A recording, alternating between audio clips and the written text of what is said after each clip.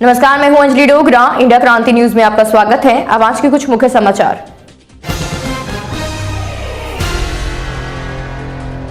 एक ही मोबाइल से बनाई गई 547 फेक आईडी, 4 लाख की रेल टिकट कराई बुक। देखेंगे रिपोर्ट।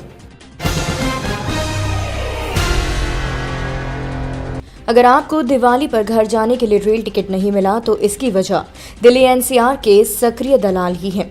ई टिकटों के जरिए एक फोन नंबर पर ये दलाल सेकंडों में टिकट बुक करवा रहे हैं और फिर जरूरतमंदों को ऊंचे दामों पर बेच रहे हैं।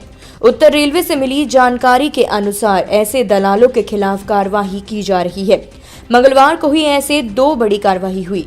आरपीएफ के साथ मिलकर आरटीसी की मदद से 119 ई टिकटों को सीज किया गया। 4 लाख रुपए की ये टिकटें एक ही मोबाइल नंबर पर बुक की गई थी। इस नंबर से करीब 547 फेक आईडी बनाई गई थी। जून 2014 से अब तक इन आईडी पर 7,569 ई टिकटें बुक हो चुकी हैं, जिनकी कीमत 1 करोड़ रुपए से अधिक है। दिवाली से पहले रसोई गैस सिलेंडर हुआ महंगा। देखेंगे रिपोर्ट।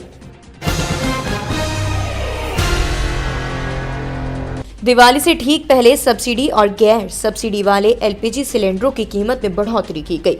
सब्सिडी वाले रसोई गैस सिलेंडरों की कीमत 2.94 रुपए प्रति सिलेंडर बढ़ गई है। वहीं गैर सब्सिडी वाले सिलेंडरों की कीमत में 60 रुपए की वृद्धि की गई है।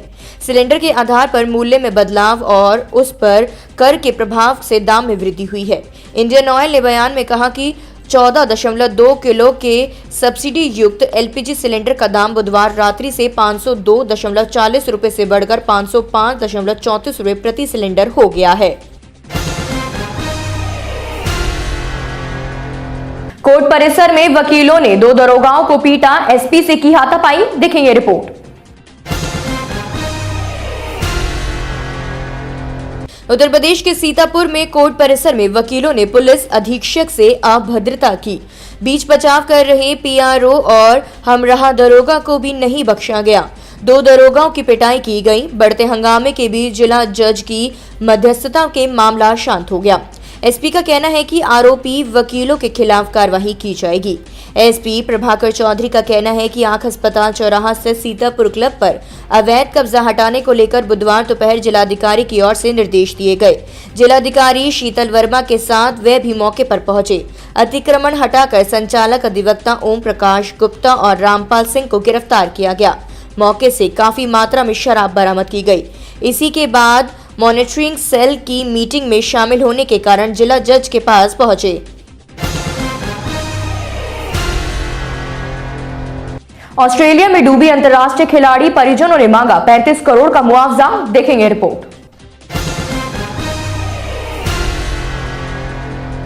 ऑस्ट्रेलिया दौरे पर पिछले साल डूबने वाली 15 साल की फुटबॉलर के परिवार ने दिल्ली के उच्च न्यायालय की शरण में जाकर अधिकारियों से 35 करोड़ रुपए का मुआवजा मांगा है और उनके खिलाफ जांच की मांग की है। न्यायमूर्ति विभू बाखरू ने केंद्र सरकार, दिल्ली सरकार, भारतीय स्कूल खेल महासंघ और राज्य के सर्वोदय कन्या विद्यालय से जवाब मांगा है, जहां छात्रा पढ़ती थी। नितिशा नेगी ने एक अंतर्राष्ट्रीय खेल टूर्नामेंट में हिस्सा लेने ऑस्ट्रेलिया गई थी, लेकिन पिछले साल दिसंबर के बीच में डूबने से उनकी मौत हो गई।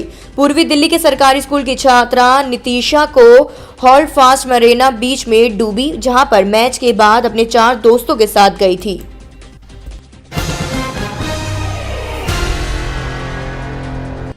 पांच दिन बंद रहेंगे बैंक। दीपावली पर कैश के लिए इकलौता सहारा रहेगा एटीएम। देखेंगे रिपोर्ट।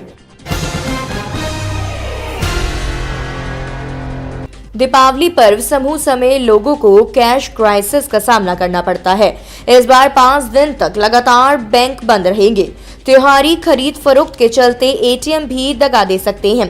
ऐसे में पहले से तैयार रहना होगा। दीपावली, परेवा और भाई दूज में बैंक बंद रहेंगे। इसके अलावा 2 दिन शनिवार को, रविवार को छुट्टी होगी। अब ऐसे में नकदी की कमी भी कभी भी खल सकती है। हालांकि बैंकों का दावा तो कैश क्राइसिस नहीं होने का है। यही नहीं, छठ पर्व, गुरु तेग बहादुर शहीदी दिवस और ईद ए मिलाद जैसे त्योहार पर छुट्टी भला कौन रोक पाएगा।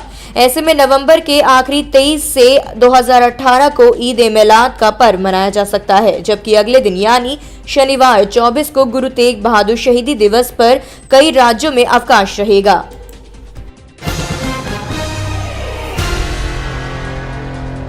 तो ये थी दिन भर की कुछ खास खबरें मेरे यानी अंजलि डोगरा के साथ। दिख रही इंडिया क्रांति न्यूज, सब्सक्राइब करें हमारे चैनल को। धन्यवाद।